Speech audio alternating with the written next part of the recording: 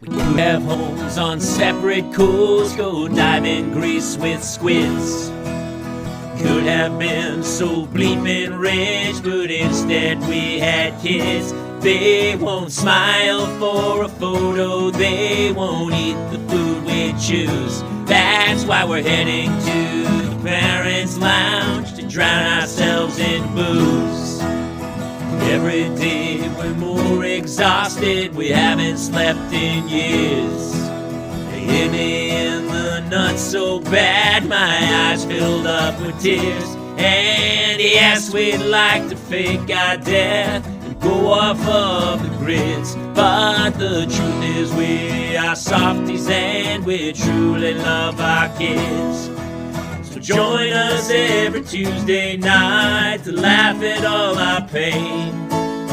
Evening in the parents' lounge is the cure to staying sane. We have an amazing show for you tonight. Our guest is phenomenal. He is a fantastic comic, a writer, a producer, two-time Emmy Award winner. Worked on the Dennis Miller Live, Queen Latifah, Brand X with Russell Brand, and one of my favorite shows of all time, The Larry Sanders Show. Please welcome Jeff Cesario.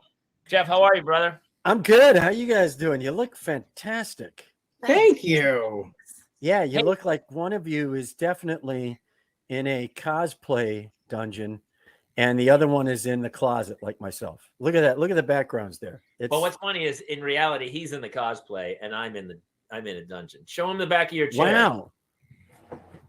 Oh, nice. Is it? Yeah. He gives me a hard time about this all the time. I hate everything he chooses to be. Such a dork. Hey, so you do your podcast too. We're going to get into some parenting stuff because your parenting story is even crazier than mine. But you have a big podcast now called Play with Pain. That's right. My alter ego, Chet Waterhouse, who's a benevolent but daft sportscaster with the worst analogies on, oh, brother, harder to catch than a glimpse of your neighbor's wife naked. Can I say that? I can't say that. So he does constant boners like that, and he has sponsors like Throwbacks, the e-cigarette you light with a match. And this portion of the broadcast sponsored by Bananas, the banana guaranteed to ripen tomorrow. So he's loaded with these like idiot sponsors. And then I just talked to a lot of stand-up comedians, a lot of friends. I've had actors on, sportscasters. Bob Costas has been on, and Eric Roberts and Danny Trejo, and just a ton of comics from Kathleen Madigan to Brian Regan to Abby Crutchfield to just a ton of comics. I just had on the Sklar Brothers. I have to send my demo reel in to make sure I get on. Oh yeah, you guys. Oh, I knew. I wondered when he was going to make the pitch. I knew it was coming. You guys absolutely have to. Does it all sound hilariously funny? But I'm a huge sports fan. If mine would say like the Boston Celtics behind me if I had a chair on it. But that's fine. But you don't have a chair with a name on it. I don't either. No, only that guy does. This was a gift from my children. So here, Jeff, here's why it's great that you're on the show. And so this is all my children. I coach soccer this week, and it's a running gag in our show because I'm 50 years older than my kids. My whole album was called Homeschooled, and it's all just me holding my children or whatever. And then when we were lucky enough to get you on the show, I listened to your entire album of What Was I Thinking? And I was like, oh my God, that dude puts me to shame because you're crazier than I am. I'm 103 years old, and I might as well be. Once you pass 50, it really doesn't matter what you tell people how old you are, because they are literally. Membership card comes in, and when you're sitting there debating between the tote bag and the thermos, it's over. It's all over. Anybody in line behind you under 40 is just thinking, please, old man, just go to the mattress store and die over there. I'm just trying to get a macchiato. What are you doing in front of me? Why are you wasting my day? So it keeps me, I don't want to say young. It keeps me nervous. That would be a better term. Having a 13-year-old daughter keeps me nervous, which burns a lot of calories. I like it. So your daughter's 13 now. 13. Yeah. It's so funny. They say, because I had my kids. Wait, hang on. Jason's just doing the math Yeah, from what he sinking. knows, how old he knows I am. Well, you beat Kaler by a little bit. Yeah, you got me by a little bit, brother. 5 years. I beat you little by bit. 5 years. I had my daughter at 55. He's the new Golden Gloves champion on this show. He took the taco. No one had beat me. And honestly, you're the same where I'm like, wow, hey, wait, what? So it's so funny because people say, you know, having kids, you know, makes you younger. And I would argue the opposite. I feel like they've aged me. Oh, like, mine definitely aged me. After 4 years in office, he looks, except for one notable exception, everyone else looks unbelievably worse 4 years later. And I feel like that because I look at photos like from 7 or 8 years ago, right before my kids were born. I was like, oh, that guy. I don't even know that guy. Yeah. I mean, that was prior to responsibility landing like a piano into your life just from a 10-story drop. I mean, that's really what it is, especially if you've been in comedy. There's the only real responsibility you have is to show up at a club sober, kind of. And that's about it. That's your level of, that's it. And have a vague memory of your act. That's it. Vague. Yes. But over time, that builds up in our heads as, well, I'm being responsible. I've showed up and I've done my work and I'm a tax-paying adult. I'm a responsible person. And then, you don't really realize what actual responsibility is until you're in a position where you go, oh, if I don't do this, someone will die. So I have to do whatever this is that I have to do, make money or pay the rent or, feed them or anything like that. It's just like, then you realize, oh my God, that's responsibility. And that's what starts to pull everything in your body towards the surface of the earth. Yes. That's hence aging. My wife, we were talking and she, I was like, look, I need some time. I've been with the kids nonstop. My wife works. She has a job. So I end up Mr. Momming it. And so I kind of stopped doing the road literally because it was like, they would have had to pay me way more money than I'm worth because otherwise they're like, you're going to pay how much? Unless I'm 22-year-old and living out of my car, selling merch out of my trunk. No one can doesn't work. Doesn't make any sense. But you're so right, because it's about the responsibility, because she's like, well, go take a couple hours away. And I go, I don't even want to take the hours away. I want to mentally pretend as if I didn't have children. Like you almost like the responsibility is still overwhelming every day. It doesn't matter. Yeah. I had a buddy who told me a great story about a friend of his who had gotten divorced. And I said, why? And he said, well, he just didn't understand anything about raising a kid. So literally his wife would say, watch the baby. And he would just take it on the front porch and put it in a stroller and leave it on the other end of the front porch. And he'd be over there, like, doing his fantasy football or working on his golf swing. And, he couldn't connect. He couldn't connect the dots. Was he a comic? Yes. Of course he was. Because none of us can connect. That's why we're comics in the first place. We're criminals. Might have been a writer. Here's the benefit of being a left-handed. You don't get to see the full logo when you're drinking with your right hand. So, oh yeah. So that 13. is some vodka with some Crestor mixed in. That's the way I like to take it. Nice. Yeah. As a 13-year-old, were you on the road for a lot of those years, or are you home day to day? I was home most of it. I really de-emphasized the road and emphasized writing right around the mid-90s when I got Dennis Miller Live, which was the first thing I did behind the camera, right? For HBO, and I just completely fell into that. I can't believe how much of my career is really by the seat of my pants. I look at people who've mapped out their career or who have, a vision wall or what, I don't know, and and I just go, God, I am lucky because I kind of trusted. I'm so old. I have hippie in me, so you sort of trust the fates, man, and you just go. Well, actually, it kind of leads into parenting a little bit, because I think a lot of guys who are road comics never have the comfortability to go, you know what, maybe I could have kids at this point. Like for me, I ended up booking a show that I did for a few years, and it wasn't until then I was like, you know what, maybe I could be enough. So all of a sudden you're a road guy who's got this, prestigious writing career. You do that, Larry Sanders. All of a sudden you're kind of a known writer. Did that give you the comfort to then go, you know what, I'm in town, let's give this a shot? A little bit. It was more the emotional immaturity of most stand-up comedians. Yeah.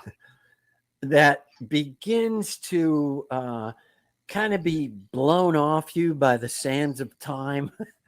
You're eroding. It's like a what do they call that powder paint process? It's like that.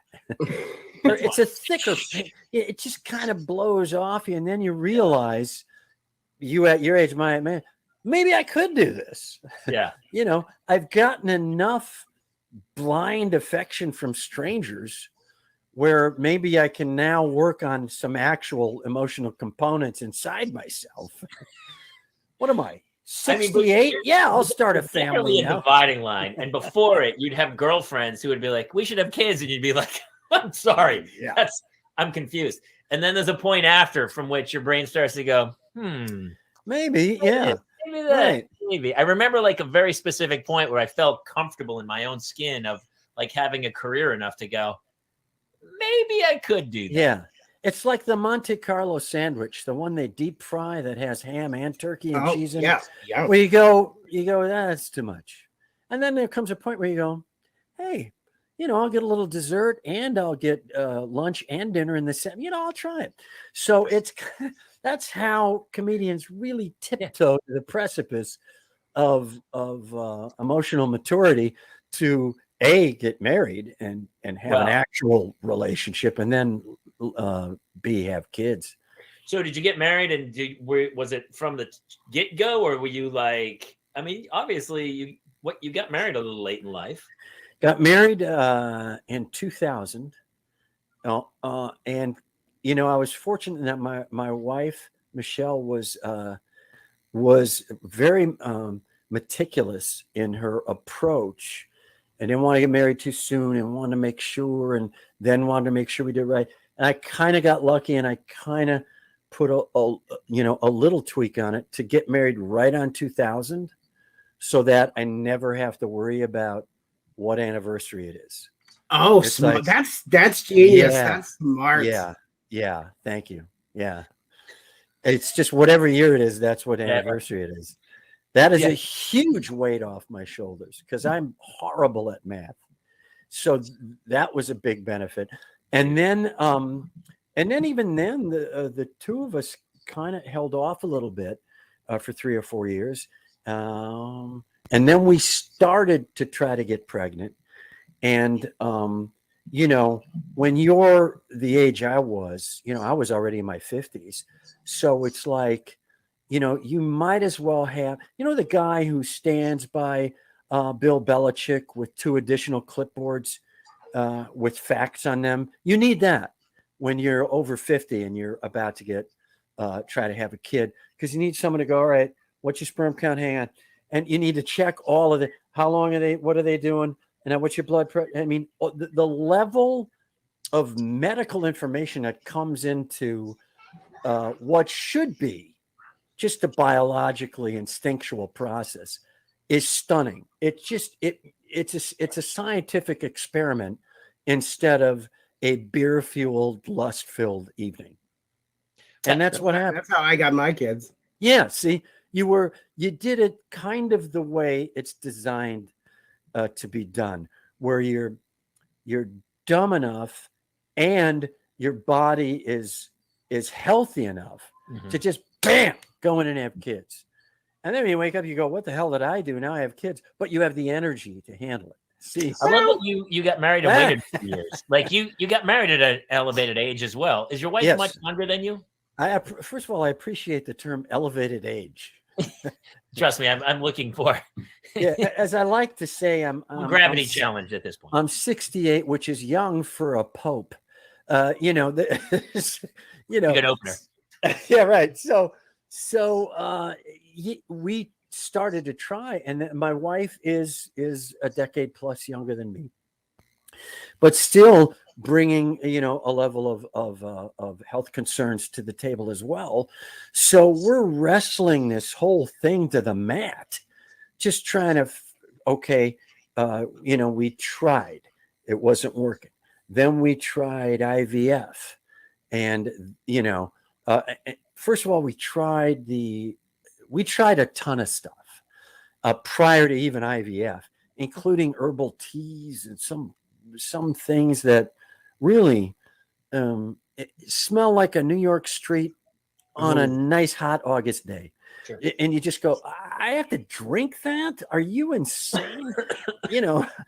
So she's drinking it, I'm drinking it, we're trying, and nothing's working. So then we belly up to the IVF bar, which is, that's a high price saloon there. That is, we've had guests, and it's not cheap. No, it's literally at the time I was doing it, especially, it was about $75K a pop. Yeah. So then you go, why did I stop doing the road for the money? I thought I had it made when I started to get some TV gigs, and I went, yeah, I'll take the weekend off. And you're thinking, geez, I could use that $5,000 from the Punchline in Seward City, Northern California. It's not there. You don't have it. So you just got to figure it out, and you go at it. And it's an incredible process that none of us really need they don't need once you clear protocol, they don't need you. They don't need that. No, it's mail order at that point. It's so funny too, because you're like, I mean, you're married for a few years, you're kind of getting late in life, and then all of a sudden, out of nowhere, it's like, you know what? It was like it's happy hour, and you're like, holy shit, there's only 5 minutes left in happy hour. Exactly. Get the waiter, and you better order a couple right now, because here's what we're gonna do. Yeah, plate full of shots.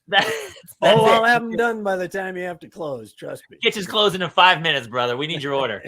Definitely put the souffle in. I need a souffle. Let's make that happen. Yeah, I just remember when they send you off to, produce your product in a cup. There's no instruction. First of all, my wife at the IVF clinic is, fortunately, doctors all around her, nurses all around her, all kinds of machines, modifying, modulating, checking up on every single one of her levels of anything important. They look at you like, oh yeah, go fill up this cup. And you go, is there a room in it? Yeah, there's a mop closet down the hall. Just go in there. There's some German porn from 1972, and get back here as soon as you can. And then, so you go, yeah. So you go, there's no instructions in the room. There's nothing. There's one instruction on the lid if you remember this, Jamie, on the lid, on the inside lid of the specimen cup, it says, do not touch the inside of the cup with your, can I say penis? Do not touch the inside of the cup with your penis, or you will contaminate the specimen. So I'm thinking, great. Now this is some sort of target game. I have to set it over there. I had to check the wind. Let me see how this works. I think if I hit a 6-iron and fade it in, it's insane. And then you finish, I guess would be the term.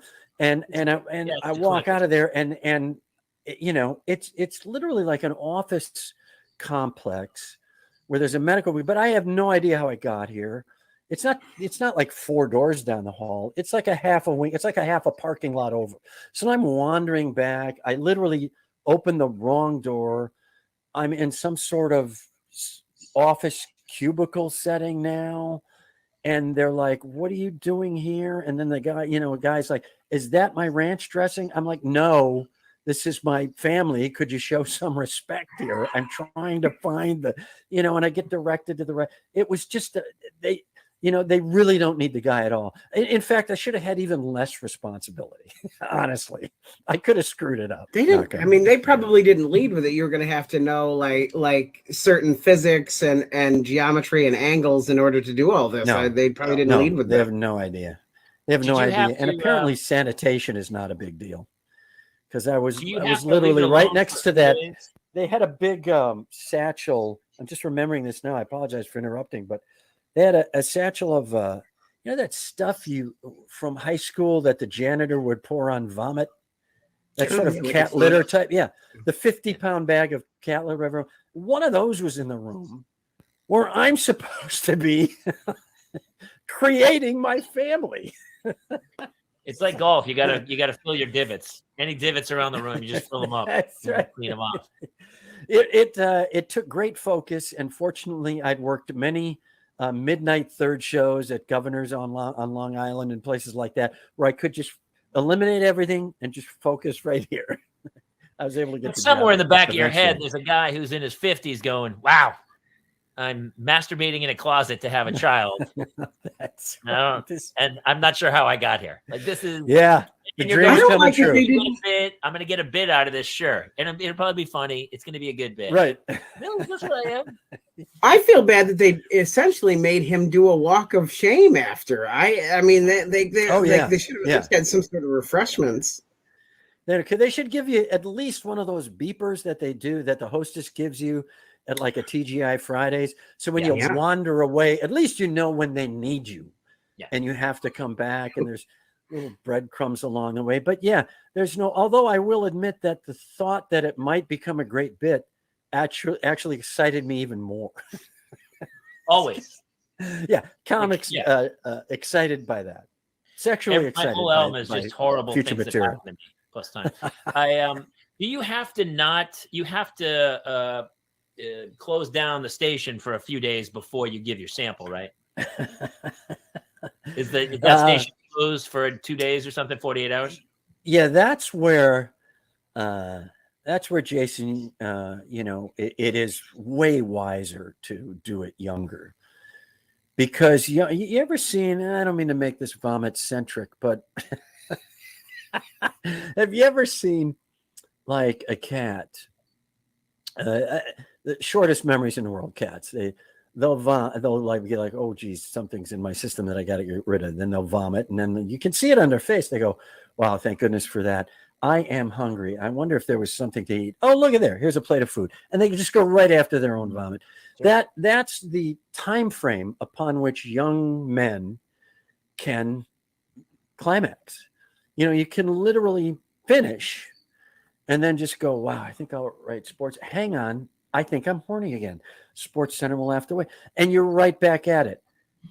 Jamie's correct. That is not the case.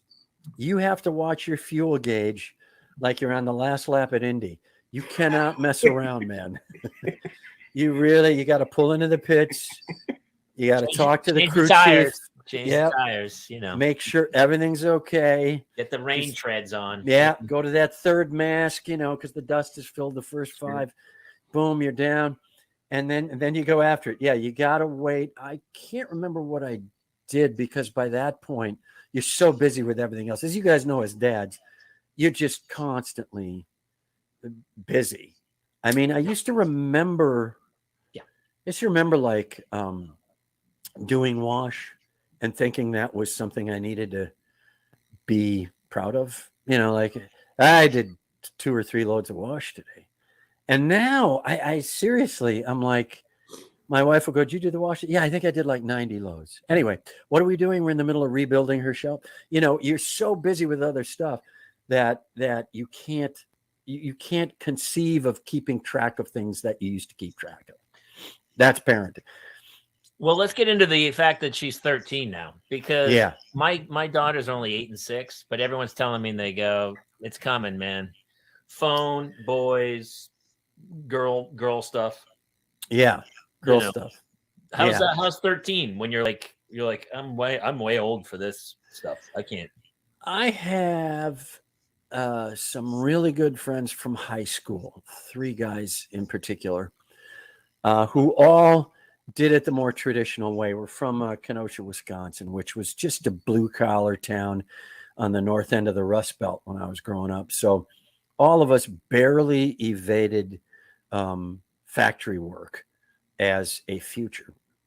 The other three pursued that more traditional arc of falling in love in their early 20s, late teens, early 20s, having kids by 25. They're all done. They're all done. All their kids all grandparents are grown. They're grandparents now.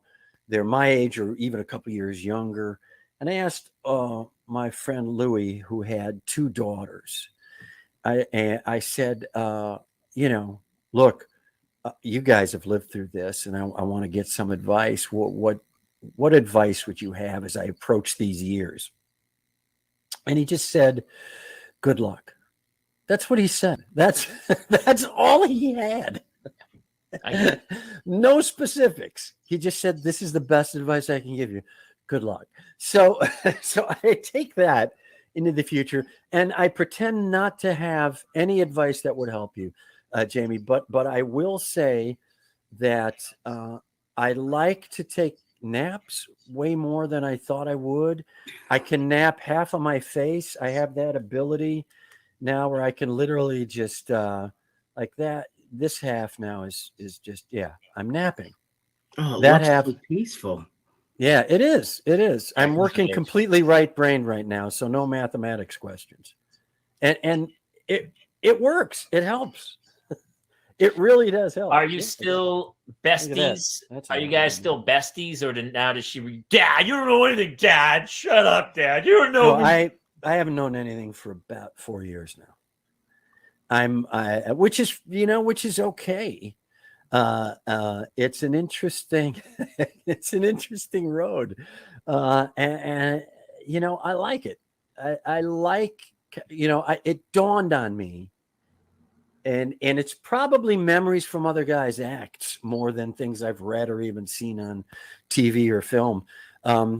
These moments where these little dings go off in the back of my head, just a little, like an alert on your phone. I go, oh yeah, John Caparulo talked about that. Or, oh yeah, that's right. Something I remember. Yeah, he said something about this. Yeah. This is that. I got it. Now I'm that guy. So I'm the guy they look at and go, shut up. Mom and me got this. Movies are like that to me. Enjoy that moment.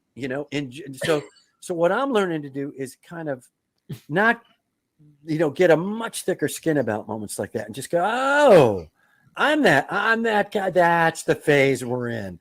We're at the phase where I can't say or do anything correctly for probably another 3 or 4 years. Okay. All right. So I guess there's some tension at times with a 13-year-old, from what I understand. That's the great advantage of having a daughter. And clearly, when you clear 50, I never got into the whole debate. Do you want a girl? Do you want a guy? You want a boy? Do you want? Hey, I want it healthy. That's all I want. I'm fine with whatever happens. And I always kid my wife that, look, when we get to the stage where she starts to decide, am I going to finish college or am I going to be a stripper? I'm going to be dead. So you're going to have to deal with that. Okay. That's not we have the same problem. Act. We have the whole same act. That is not, I'm not, I don't even have to. I'm at peace. People always go, what are you going to do for your kids' college fund? And I go, it's my wife's second husband's problem. I'm not going to be around. Yeah. No, that's down the road. I'll be lucky if I'm taking heart medicine and an IV at that point. Who's the disciplinarian? You or the wife? I think both of us, but my wife can enforce it. My daughter doesn't really care what I say. Because my daughter didn't really care that, because it could be a joke coming out of my mouth, and it might not be. So everything is just like, no, Dad. And then, so then my wife has to go, no, hang on. We do need you to do these 2 chores right now. Oh, okay. So yeah, because I would say the same thing, super passive aggressive. It'd be nice right now. It'd be nice if you went and did these 2 chores. whatever, however you want to, if that fits in your day, then that's something that you might want to try to do. And then the kid goes, well, I guess it sounds like I don't have to do that chore. And then my wife goes, no, he's saying do those 2 chores. It goes like that. Yeah. And that's sort of the sort of the sharp edge of the double-edged sword of having a child later. Is it's a beautiful, wonderful experience that keeps you younger, but it's also a situation where every internal muscle I learned about parenting as a kid is not only wrong, it's illegal at this point. Nothing that comes instinctively to me about raising a kid is acceptable.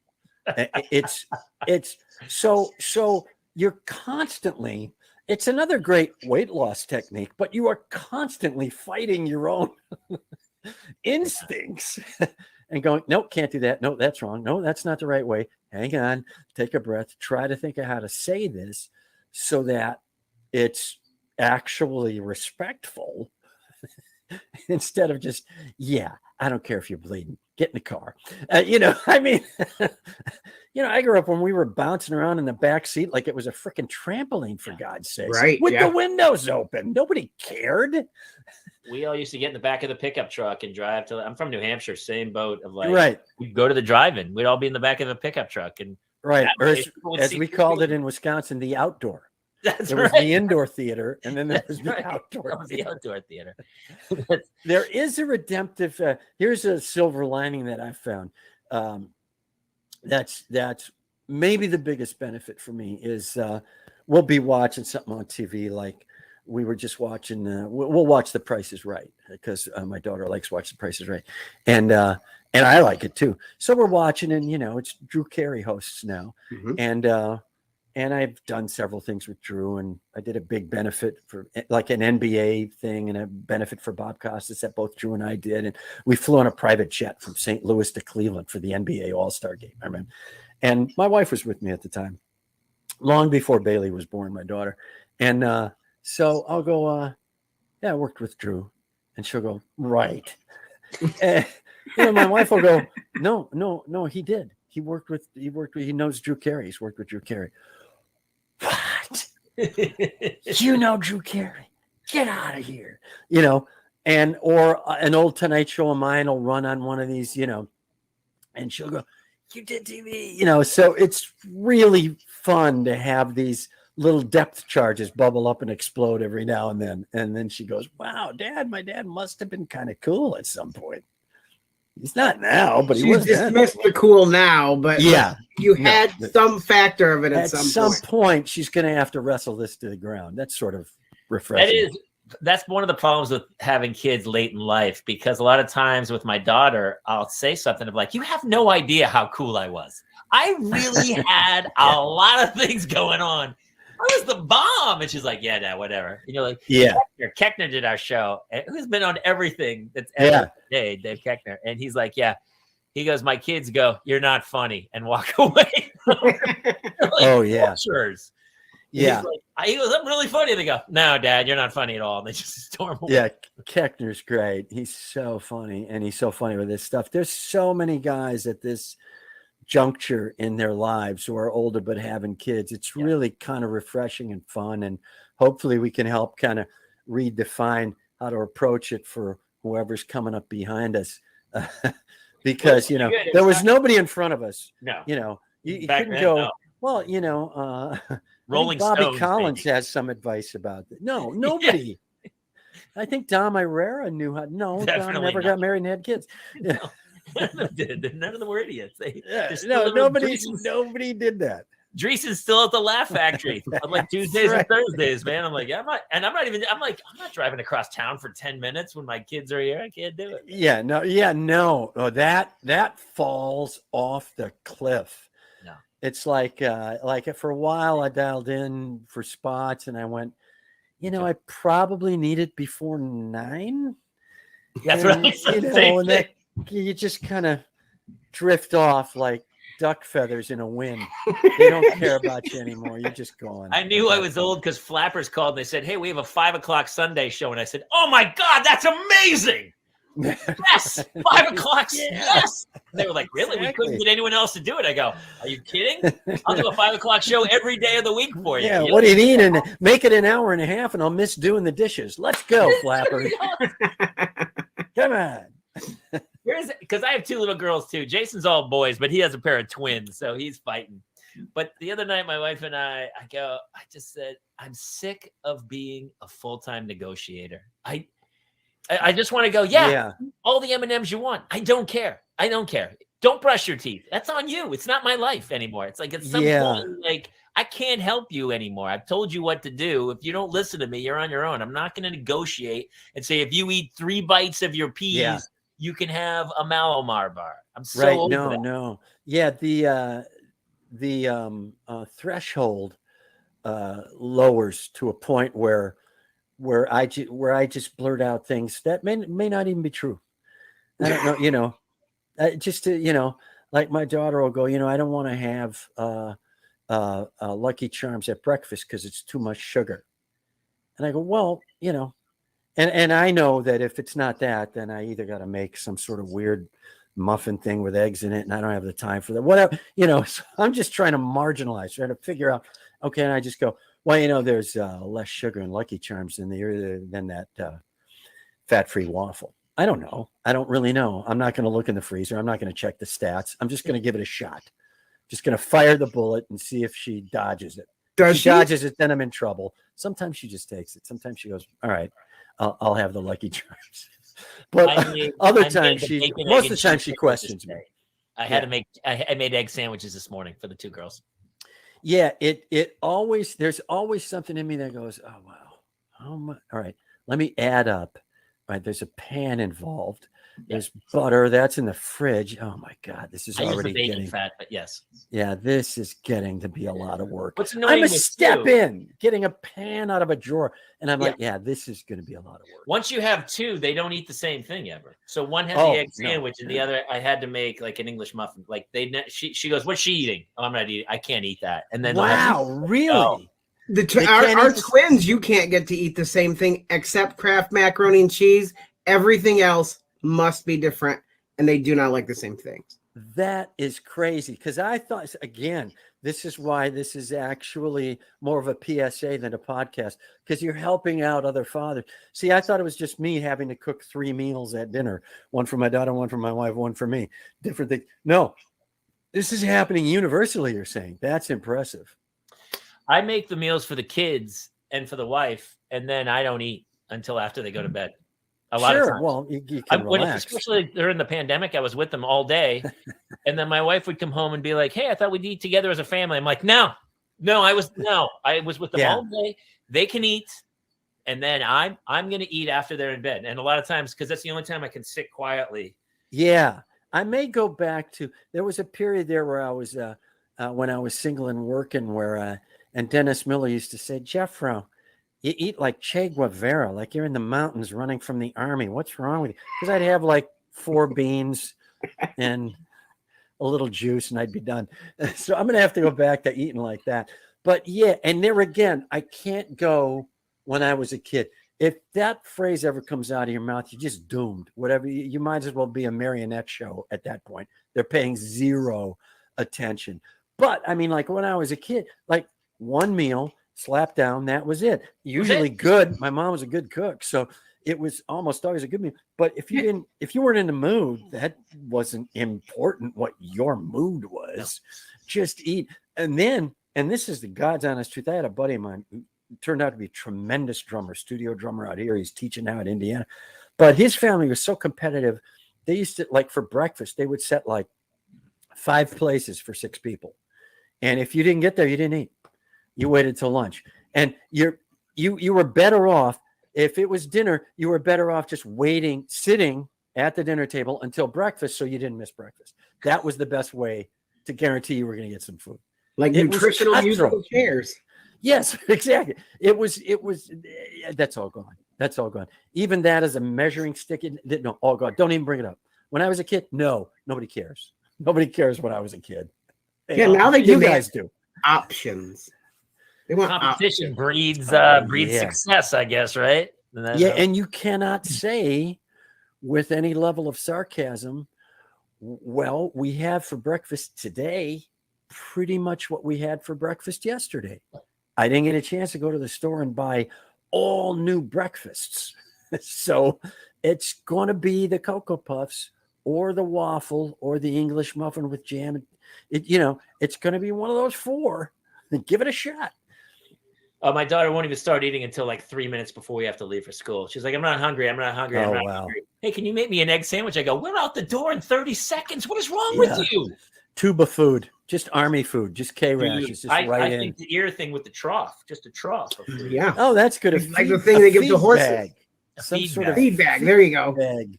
Any car over $18,000 should just come with a feed bag. Forget a safety bag that pops out. A feed bag. You just hit the wall. Food comes out and you're feeding them on the way to school. You don't have to worry about it. Sometimes when we've gone to restaurants, I won't even order. My wife will order. She'll ask the kid what the kid wants, and the kid orders some insane meal off the menu that I know she's not going to eat. And then the other one does the same, and then my wife gets one, and my wife she'll eat half of her food too. So I just sit back and wait till you done with that. You done with that? You done with that? Absolutely. And those calories do not count. No, I ate half my kid's egg sandwich. She left it on the table this morning, and I go, "These don't count." I ate if they don't affect your wallet, they do not affect your waistline, my friend. The other day, I ate you cut the crust off. Mm-hmm. I still cut the crust off the sandwich, and then I was walking through the kitchen, and I picked up some of the crust and ate it. And I was like, "What the fuck am I doing? Why am I eating this crust?" The worst part of it. And I'm old enough to come from Depression era parents where nothing was wasted. You just ate everything. Yeah. So but you guys both have more than one kid, which is that's impressive to me because I first of all, just the ability to do it and handle all the chaos. And then secondly, for me, there was an emotional component, which was, you have to be proud of your kids to an equal degree, which I didn't know. I don't know how you do it. I don't know. I know you're faking it to some extent, but it's difficult for me to see someone going, well, my daughter is now at Johns Hopkins University studying to be a doctor. She's going to work on a cure for cancer. And my son collects driftwood that kind of looks like celebrities. We love them both. We're proud of them both. I mean, I don't know how you can get there. We're not. Yeah. Everyone, I'll tell you, everyone's like, who's your favorite? And I'll go, what depends what day. You tell me what day. It's a rotating scale, and there are criteria for each day. The charts moves. Yes, of course. I love when people I love them all equal. Not a chance. So this is revenge. It's like baseball when analytics came in and the Oakland A's started to win because they did it all through stats. This is sort of dad's revenge because now the ability to deal with kids is almost analytical. You can't just blurt out what your discipline was as a kid. You have to think. You have to figure out things. How do I say this? What's the emotional component? So the revenge is now that love is actually a commodity that's been broken down mathematically. Yeah, I love anywhere between 1 to 2 of my 3 kids at any given time. Because Pennsylvania state law says that put the formula together, it'd be a funny bit. It'd be like Larry Miller's 5 stages of drunkenness, and you're right. Like you do Billy Beanball, where you do all the stats, right? Like you do the analytics, strikeouts, home runs, and you do all the baseball numbers. Break it down, configuration, and then each kid has action, behavior. Right, I like it. Then one of my daughters was student of the week this morning at her school. She was student of the week, and the other daughter's there too. And so I kind of was hanging with the one I knew she was going to be student of the week. I had to keep it a secret because the teacher emailed us and goes, "You might want to come film. She's going to be student of the week today." So all morning they were like, "Hey, can you come to the assembly?" And I go, "Well, I don't know. Maybe you'll be student of the week." And she goes, "Nah, I won't get it this week." I go, "Well, maybe you will." Who knows? And so I have to pick her up and take her to Target. That's like a toy at Target is now like the kids' trophies. Like anytime anything good happens, that's what they get. That's what they get, something from Target. Yeah. I like that whole scenario because the bonus is when any of your friends call, Jamie, you can actually say, I can't do anything this afternoon. I'm working on a film. They don't know you're just filming your kid at school, but right. That's it's a film credit. And nowadays, if the iPhone is the 13 or higher, it's going to look fantastic. You can actually say it's film quality. Yeah. Go for it. That's super funny. We should. I gotta do a whole breakdown and then say who's your favorite. Yeah. Well, this week Claire's really coming on strong. She's had some great at bats, a lot of good stuff. Yeah. Hey, let's go to the stats. Yeah, she's been hot since Wednesday. We should do that bit. We should do that. You gotta do that with your podcast with Chet. Oh man. They were hot in April, but they've fallen off the pace in May. She was killing it before the All-Star break, but honestly, nothing since. Bad couple back. We're waiting for her. You know, she's working on certain elements of her stance. Yeah, she's really. Yeah. And by stance, I mean her not being a total dick when I ask her to do stuff. It's really simple tone. That's really true. I'm fortunate that my daughter has a sense of humor, which isn't surprising, I guess, innately, but it's still kind of shocking the first time you realize. Like I remember my daughter came up to me one day. She was 7. Where they're still little kids. They're still just out of toddler world. And she has a dollar bill and she points at the dollar bill and she goes, "You know who's dead? This guy." Did you find my old stash of Dennis Miller tapes and just watched them for a year before you came up with that delivery? How did you do that? She's impressive. It's your tone wearing off on her. So my daughter has the same thing, but it's unfortunately a weapon that needs to be trained. She was like 5 years old, and the guy across the street, who's a friend of ours, we were all out front, and he was like, "Hey, Hannah, how's it going these days?" And she was like, "Wouldn't you like to know?" That was it from a 5-year-old. And he was like, "What?" And she was like, "I'm going to tell you what's going on." And my wife lit her up. And I had to bring her in, and we made her write a little letter that says, "I was trying to be funny. I still don't know how to use it quite properly. I apologize." I told her how to write this whole letter out that says, "I know what I said was funny, but not from a 5-year-old. And I'm sorry. I'll try to use it more carefully." Yeah, you may want to use that on stage too. I mean, just like the actual letter for you at some point, apologizing to the audience. Yes, go. I know how to be funny, but I'm not sure I use it correctly all the time. We're kind of always working backwards time wise. Another great Larry Miller bit is the backward, the Larry Miller clock, where you work backwards from what you have to. He used to do a bit on, I have to be at a dinner Saturday. It's Monday. Well, let me think. And then he would work backwards from Saturday. It's still Monday morning. And by the time he worked all the way backward to Monday morning, he would go, "Well, I'm already late. I can't make Saturday night." Funny. So I love Larry Miller. So I think that's how dads think instinctively, is we tend to work backwards, not only time-wise, but money-wise. Everything from the mortgage. Okay, the mortgage is the bottom line. The mortgage is the thing I have to make every month. Everything on top of that is, "Hey, can we get 5 coffee drinks today?" No, we can get 3. I mean, it's just like, that check hasn't come in yet. Let's just get one smoothie. A little bit. She likes to,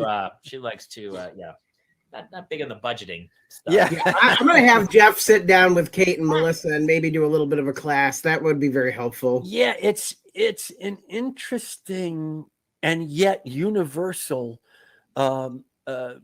issue that I think supersedes even what's happening now in terms of the absolute blossoming of sexuality and people pairing up and how they're pairing up, LGBTQ, diversity, whatever it is.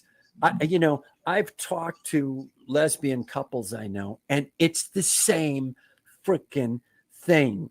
One of them does this and the other one doesn't understand that. And then they got to go, "Well, we can't dig a hole in the backyard for the pool just yet. Okay. Right.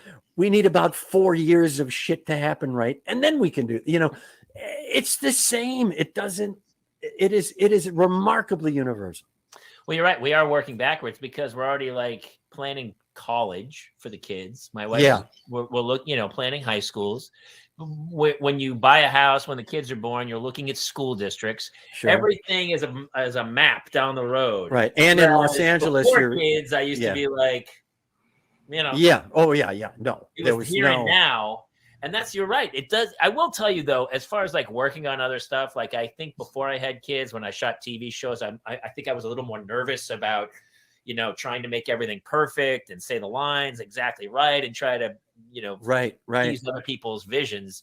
And once the kids came along, I was so much better at everything. And I also didn't care as much. And it was odd how it all kind of was like. And that's perfect for acting because it really is.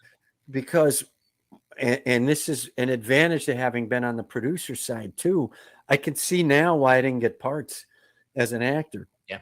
Because what you're looking for is at some point you could care less about the words. You just want them to grasp the spiritual center of whatever that character is, even if it's just 2 lines. Yeah. You don't care. And that's the key. Is you got to have somebody there who's just going, okay, here's the words, but what is this about? Well, I'm stumbling in on a friend who needs help and I don't really have the time to give it to him. Oh, that I can do. I can do that all day for you as a dad. You know what I mean? So then, you begin to internalize all that stuff. You're right. You have to plan out. And in LA, you have that extra layer, Jamie, where you're also planning for rehab somewhere down the line. That's expensive. After the pandemic, I could use one now. I really could use one. Yeah, you could use a little rehab now. I really could. Well, I did a joke on my newest album about the fact that we were all suffering through a pandemic. John Mulaney was the smartest dad of all. He just went full blown coke addict and went back to rehab for 3 months. And I was like, why didn't I think of that? Yeah, vacation, my brother. Yeah, I always horses have it right when it comes to the very old school horses. They have a kid, boom, fresh out of the, a foal within like 10 minutes, it's walking. Mm-hmm. None of this 9 months crap, 12 months, 2 years, it's racing. It's making money for the family. That more of that I think species wise, we have some things to learn. That's all I'm saying. I agree with that entirely. Yeah. Yeah. I mean, and you got 3 boys. Oh, they should be working. I have twin 2-year-olds and a 5-year-old. I mean, we could only start with child labor laws and let them go back to work in the coal mine and stuff when they're young or making shoes. They got the little hands. They got a lot of stuff they could do. Yes. And, we can make them safe working conditions, I think.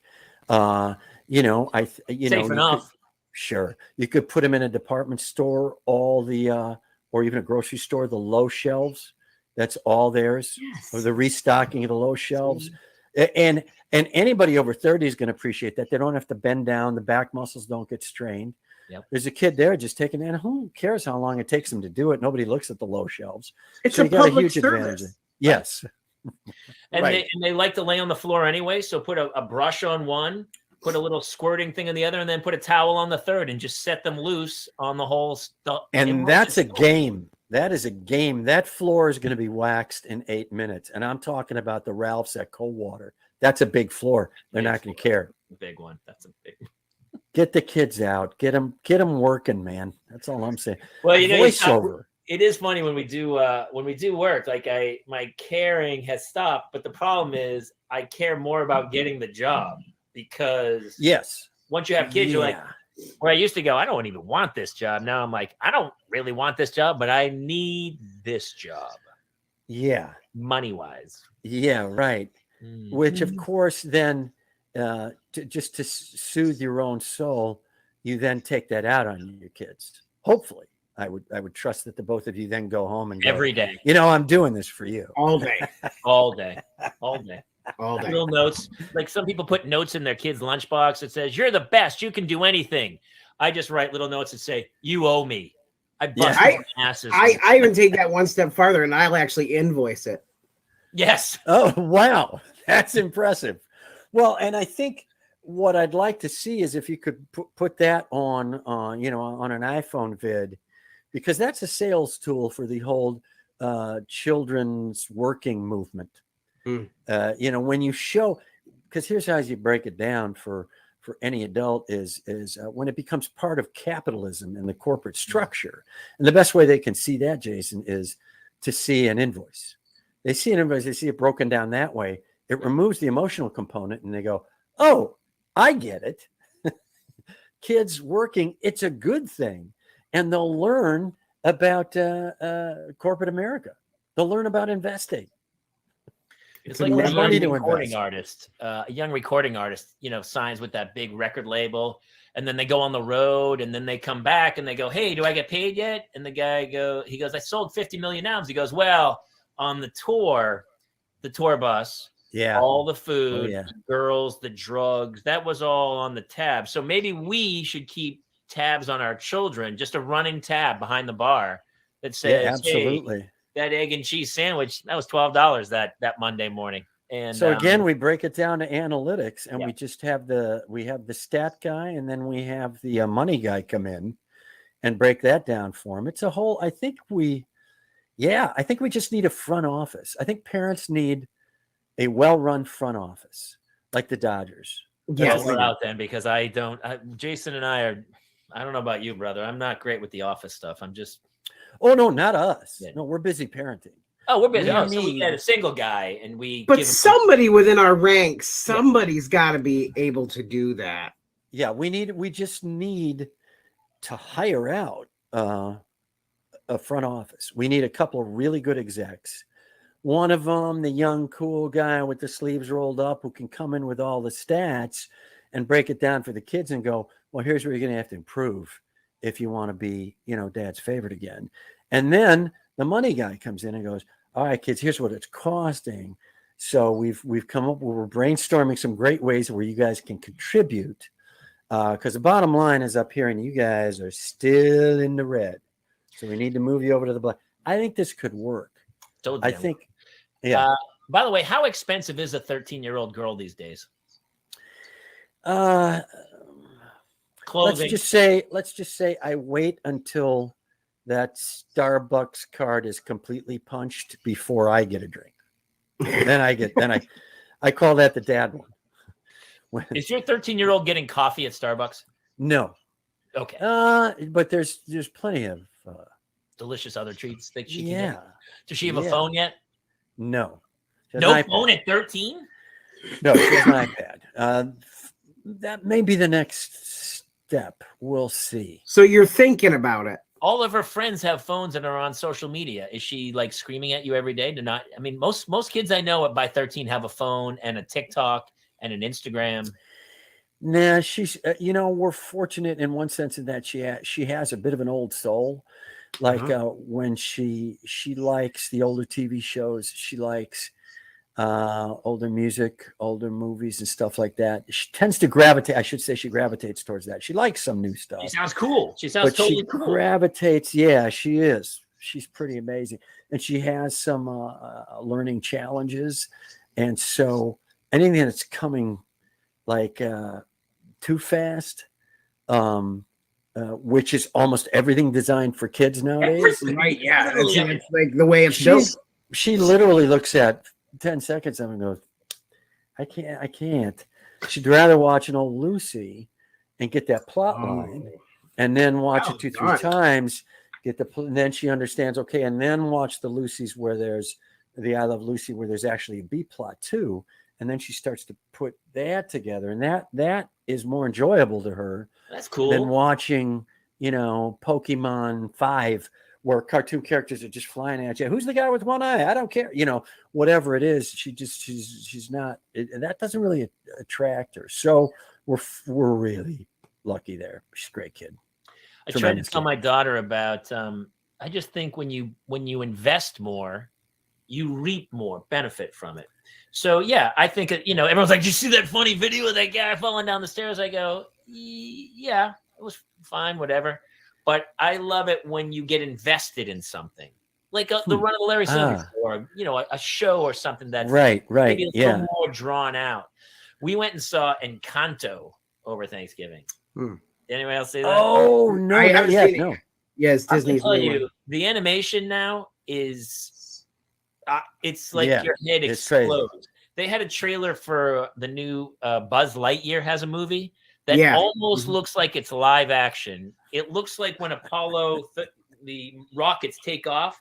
Like the animation is so insane. We're talking about animated characters like they're humans now. It's was literally unbelievable. There was literally a little bit in your voice, Jamie, where you were like, and Buzz Lightyear got a movie. Can you believe that? Buzz Lightyear gets a movie before He did kind of say it that way, Yeah. I was a little shocked that the Buzz Yeah. Yes. That's ridiculous. It's called animated Lightyear. people are getting solo It's shots called Lightyear. before I do. Well, he's trying to play a real person, and he's not. No, he's just an animated character. It's like you don't have those chops. He hasn't done the work yet. No, he hasn't. The things you fall into. We got into. My daughter's been watching the Kids Bake Off on the Food Network. My kid loves it. Oh, I love that. And then I get sucked in. I really love watching it with her. And even though there's an adult part of me that's going, should we really be putting 10-year-olds through a 7-person lineup and one of you is going home? I mean, you know what I mean? There's a part of it seems a little Stalin-esque, but okay. Okay, because when they do the dessert imposter thing where it's supposed to look like a hamburger, but it's actually brownies, yes, I'm all in. It's fantastic. I love doing that. And it's always so dramatic. It's like, Devin, your range for food cake was shit. You're going home. Yeah. The kids in tears, you know. We also watch the Price is Right when they have the Kids Week, but they do it like there's a grade school, like a high school, and like a college. So it's really fun. You get to see the progression. And boys to men don't progress nearly as far. She's been into, again, talking about old soul, Leave It to Beaver, which I was never into as a kid. I never watched a lot of Leave It to Beaver. Now I'm watching them. It is awesome. If you want to know anything about men, watch Leave It to Beaver and focus on Wally. Wally says everything every guy right now is thinking to this day about parents, about kids, about everything. Everything gets funneled into this simplicity machine in Wally's head. And it just becomes, what's the easiest way to process this? We're processing it that way. What's the thing that makes for less work for me? We're processing it that. It's an amazing touchstone for men. It really is. I recommend. What's one of the examples? Geez, Dad. You know. One of the examples is like a beaver will say, well, should I go down and talk to Dad now about the fact that, you know, I drilled a couple of holes in the garage and he doesn't know yet, in the garage wall accidentally, and he doesn't know yet. And Wally will just think for a second and go, now wait till after dinner. He's a little more mellow then. Let him tell some of his stories of when he screwed up as a kid. And then you go, oh, that is right. That's the way a guy would think. What is the softest, weakest point at which I can hit you with bad information? Well, and there's tons of those. Whiskeys under his belt by then, right? By then. Although they don't show that in the show, but you know he's done it. Yeah. Ward's running he's walking the dog with his vape pen. You know, we know what Ward's doing. Well, they always did have the pipes. The pipes were huge. Hey, what's happening? Everybody had a pipe. But I would recommend that. What are your kids into right now? Bluey. Movies, a lot of movies on Disney Plus, but a lot of Disney Plus movies. My boys are all Marvel kids too, because wow, yep. And then all of a sudden she'll be like, "Hey, can I watch Netflix on my iPad?" And I'm like, "Sure." And then I sneak in, and I go, "What are you watching?" Oh, wow. And sometimes it's just some weird guy making unicorn poop slime. He's like, "Now let's add the spark." Wow. I go, "Whoa, are you on YouTube?" Well, I just went over for a second. For a second, yeah. Yeah. Yeah. it gets pretty creepy at this. And did you say Louie or Bluey? Bluey. It's an Bluey. Australian show that Disney picked up and brought over. The parenting values on it are pretty fantastic. So and it's got an adult humor to it, so I don't mind it being on for. Oh, that's cool. It's got 45 hours on every day. It's on here. What is the essence of Bluey? So they're blue heeler dogs that they're a family of them, and the guy basically made his own family into these dogs, and it's basically stories about that he turned his own parenting stuff into episodes. Got it. But it's a family of blue dogs. Yes, well, two blue, two brown, but they're blue heelers. Wow. Well, fortunately, blue and brown go together, if I'm not mistaken. Oh, yeah, they're a good match. Yeah, they're cute kids. On the palette. That is something I've learned is the color code wheel of what goes with what, just so that in case I'm forced to put together an outfit for my daughter for school on the fly, I can do it without my wife going, "What were you thinking?" I'm banned from doing that. I'm not allowed to go anywhere. You're not even allowed into that arena. No. All right, listen, we gotta, dude. I know this went really well because we have gone way over our. Oh my God! Wow, there you go, dude. You have got to come back. Yeah, anytime. Yeah, you're gonna have to come back. We do it live as well on Tuesday nights at 7. And what we do, we have some moms on, and then we just throw up topics, and everybody kind of chimes in. Yeah, it's super fun, and you'd be perfect for it. So please, come back and do it. You have to. Yeah, you should come do it live for sure. When we're gonna do a whiskey tasting night too, where it's just a bunch of dads and we're gonna taste some whiskey or something, and then we're just gonna go around and don't tell anybody that though. Come up with some sort of euphemism for that. For whiskey? Yeah. You don't want to let that out. You don't want to let that out of the bag. No, you want to do something like it's what would dads be? It's like it's dads in the garage? sports. It's like sports memorabilia night. Wink, wink. Actually, you know what? The memorabilia is Bushmills. That's the memorabilia. The memorabilia is Glenfiddich. Is it our book club? Right, exactly. Something like that. And you open the book, and it's just one of those hollow books, and there's booze in it. Honestly, I'm totally using that. That's really. Oh, go for it. Yeah, absolutely. The Dad's Monthly Book Club. Wink, wink. Yeah, exactly. Bring your favorite book that you really would like to enjoy with other dads. Why do you always go into that loft above Jason's garage? I don't know. It's just comfortable up there. So. Hey, dude, it was really great, Chad. Yeah, thank you. Awesome. Good.